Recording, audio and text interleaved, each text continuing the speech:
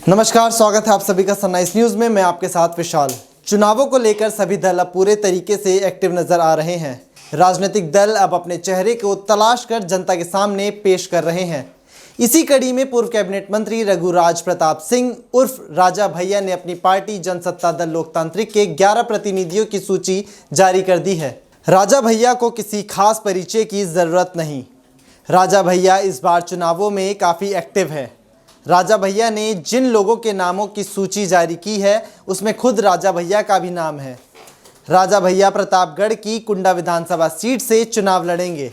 जनसत्ता दल लोकतांत्रिक लिस्ट के मुताबिक कुंडा के अलावा बाबागंज, सोराव, फाफामऊ, उरई, गौरा, कैसरगंज, माधवगढ़, बिलसी, जलेसरगंज विधानसभा सीट से उम्मीदवारों के नाम घोषित कर दिए हैं। जिन उम्मीदवारों का नाम इन सूची में जारी किया गया है उन लोगों को बाहुबली नेताओं के रूप में भी जाना जाता है। राजा भैया ने एक इंटरव्यू में कहा था कि उन्होंने चुनाव लड़ने के लिए करीब 100 सीटों से ज़्यादा को चिन्हित कर लिया है। ऐसे में सियासी गलियारों में चर्चा है कि राजा भैया अन्य छोटे दलों के साथ चुनावी मैदान में उतर सकते हैं। राजा भैया यूपी की राजनीति में आज भी खास माने जाते हैं। बाहुबली नेता राजा भैया का दबदबा आज भी कई विधानसभा सीटों पर माना जाता है। लेकिन राजा भैया का राजनीतिक इतिहास क्या है ये हम आपको इस वीडियो में बताते हैं। अगर बात राजा भैया की जाए तो वो पहली बार साल 1993 में कुंडा के विधायक चुने गए थे। उसके बाद से ही कुंडा सीट का राजा ही राजा भैया बन गए। साल 1993 के बाद से उन्हें कोई नहीं हरा पाया। राजा भैया के खिलाफ प्रतापगढ़ के कुंडा के साथ यूपी के कई जिलों में संगीन धाराओं के तहत कुल 47 मामले दर्ज है। राजा भैया ने साल 2017 के विधानसभा चुनावों में बीजेपी के जानकी शरण को 1,03,647 वोटों के फर्क से हराया था। यह जीत उत्तर प्रदेश के विधानसभा में सबसे ज़्यादा वोटों के अंतर से हुई जीतों में दूसरे नंबर पर थी। इन चुनाव की स्थितियों से ही हर कोई समझ सकता है कि राजा भैया किस कद का नेता है। हाल ही में अखिलेश यादव से उनकी मुलाकात से लगा था कि वो सपा में शामिल हो सकते हैं, पर अब कयासों पर विराम लग गया है।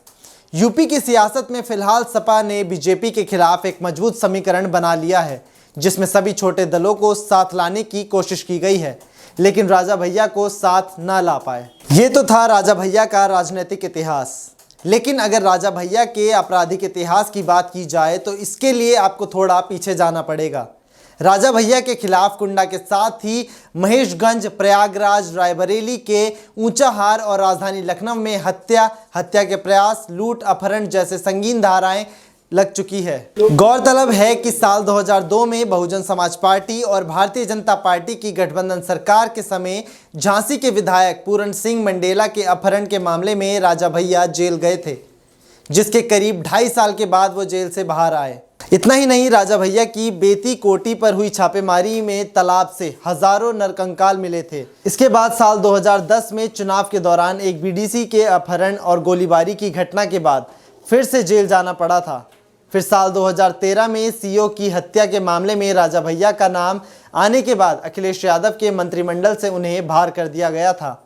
यूपी की राजनीति में ऐसे कई आपराधिक विधायक, सांसद और नेता मौजूद हैं और उनके किस्से काफ़ी लंबे हैं जो सरकार के लोगों में भी मौजूद हैं और विरोधी दल में भी।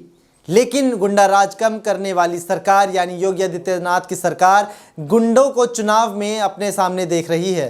अब यह नाकामी सरकार की है या फिर विरोधियों की, क्योंकि अक्सर हम सभी दिल्ली से लेकर यूपी के दूर दराज गांव और कस्बों तक देख रहे हैं कि हाईवे और सड़कों पर बड़े बड़े पोस्टर बैनर लगे हैं जिसमें लिखा है गुंडा राज खत्म और यूपी बना नंबर 1 प्रदेश। अगर आपको लगता है कि गुंडा राज वाकई में यूपी में खत्म हुआ तो आप कमेंट बॉक्स में ज़रूर बताएं। अगर आपको हमारा वीडियो पसंद आया तो लाइक करें। अगर आपका कोई सवाल है तो कमेंट बॉक्स में ज़रूर बताएं। इसके अलावा अगर आपने सनराइज न्यूज़ को सब्सक्राइब नहीं किया तो तुरंत सब्सक्राइब कर शेयर करें। धन्यवाद।